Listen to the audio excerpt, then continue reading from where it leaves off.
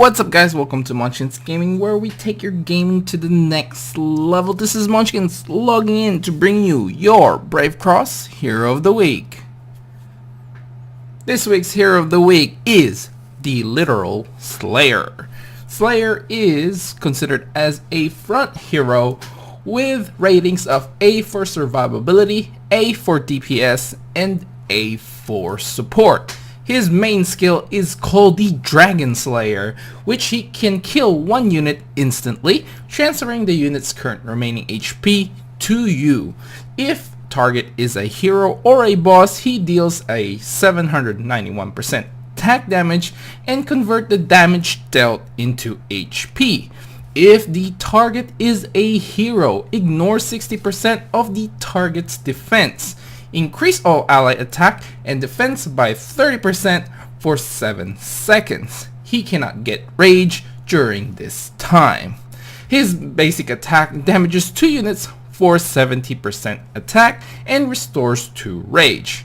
His main talents include Wild Geese Formation, where he gets 15% of melee unit damage dealt is converted into HP. HP 3, Rage 4, and HP 5 are all self-explanatory. And of course, let's talk about his mythic ability, which is Wind Wall. Wind Wall is basically identical to Hanzo, which is basically, it gives a 60% damage more, you get 60% more damage, from bow damage, and 15% chance to cast Wind Wall when attacked by bows. When attacked by bows, nullifying all bow damage, only one Wind Wall can be present in any battle at any time. So Heroes 5 and Plum Forest are all attained when you get 6 and 7 stars. And as for his Unity, Hero is currently locked. Orient is also currently locked. But Hero is unlocked when you get Charger. So let's just get this straight. There's 2 Hero Unity. So the third one is unlocked when you get Charger. The first one, unfortunately, is still currently locked. And now that we've gone through his skills and talents, let's go through the pros and cons. As always, we'll start with the pros. Now, the pros for Slayer, let's start off with HP and defense, because he is a front hero, so this is a must. So his HP and defense are quite good. So being in the front means more survivability, but of course then he will be the first one to get attacked. So a high HP and defense is pretty good. Now his main skill, Dragon Slayer, is what I want to talk about, because it says it kills the one unit instantly, which isn't that great if you think about it, because if he targets a hero or a boss, he deals a certain amount of damage, and these damage is converted into HP. So the other good thing I guess I want to say before I move on is if he does target a hero, it does ignore 60% of the target's defense, so that's a huge thing. 60% more damage, so that's really good. But the best thing about the Dragon Slayer is, I believe, is the increase to all ally attack and defense by 30% for a total of 7 seconds.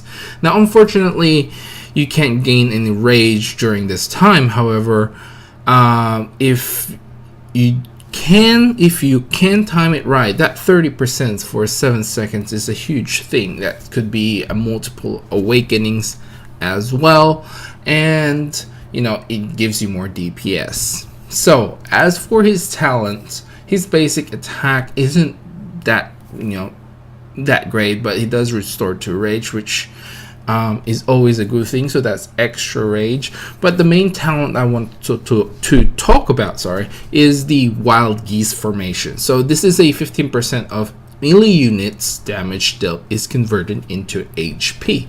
So if you have a lot of melee units with you, you get 15% damage dealt because it's converted to HP, which means more survivability for Slayer in your other party. So he does have a very good support abilities when it comes to melee heroes.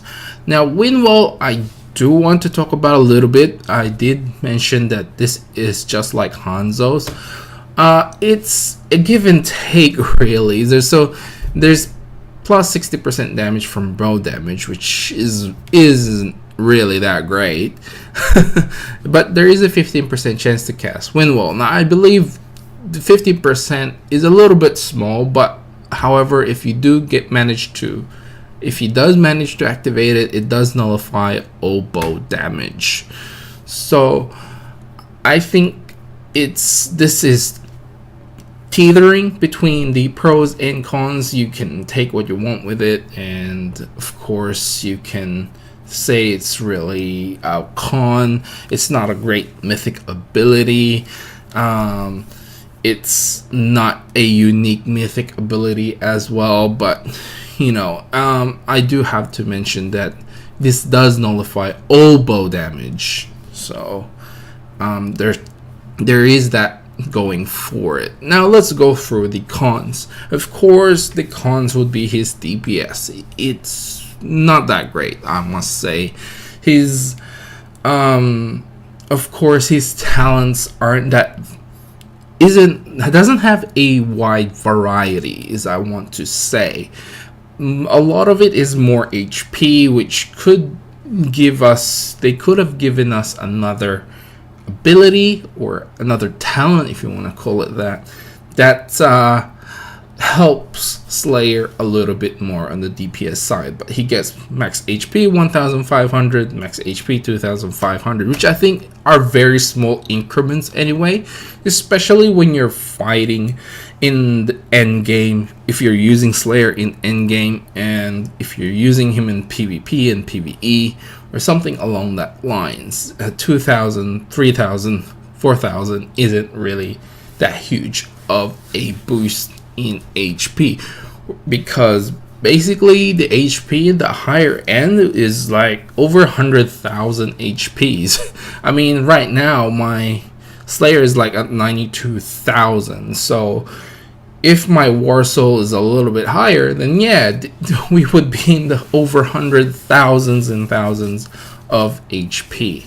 So what do I think of Slayer? So let's start off with PvE. PvE, there's probably a very small niche for Slayer. He is a Imperial. So if you do decide to use Slayer on Imperial only Dominion floors, which is basically where most people have trouble with, I think Slayer might give you a little bit of boost on survivability. However, the DPS side for himself isn't that great. But like I said, his skill Dragon Slayer gives you that 30% more attack and defense for 7 seconds. And to just note this, you're in Dominion, you can time your awakenings. So if you can time your awakenings during Slayer's attack and defense boost, then you would probably do a lot more DPS. I just want to put it out there. I've never personally used Slayer in those situations because I never got him high enough, strong enough for me to actually attempt a Imperial only with Slayer. So, but it is something to think about. Other than that, there's not really a place for Slayer in PvE. There's a lot of better tanks, maybe supportish heroes out there, but mainly a tank is, there's a lot of better tanks out there. There's really are. So I must say in PvE, not that great, but certainly a small space there. Now for PvP, Slayer, I would think in the defensive side of things, if you are defending, there is probably a small space for Slayer, especially in cross arena. Now in arena, in the normal arena, probably not. But in cross arena where you have multiple teams, Slayer might be a good one to put in an all melee team with very, very tanky team. And just think about having a faded Red Moss with Slayer. The amount of HP that Red Moss will be getting is pretty much going to be impossible to take down as long as both of them are alive. So there is that small space for Slayer. And I must say, Slayer is really, what do I want to say? It's more situational as well. Of course, you want to create a situation where he will shine. Like I said, during defending, probably a good thing, but attacking, probably not. Even though the skill deals a ton of damage, like 791 attack is nothing to laugh at, and the 60% ignore target defense is nothing to laugh at either. There's just probably not a lot of chance for Slayer to do this, but hey, if it's working for you, let me know. So, but I haven't personally tried Slayer in a high-end PvP. It's just he just dies too quickly. I did some tests, but it just wasn't working, so I'll probably need a higher War Soul level. Anyway guys, that's all I have to say for today. Please remember to click like, subscribe, and share this video if you find it helpful at all. As always, I would like to hear from you guys. If you are using Slayer, what you think of Slayer. This is Munchkins logging off, and I'll see you guys in the next level.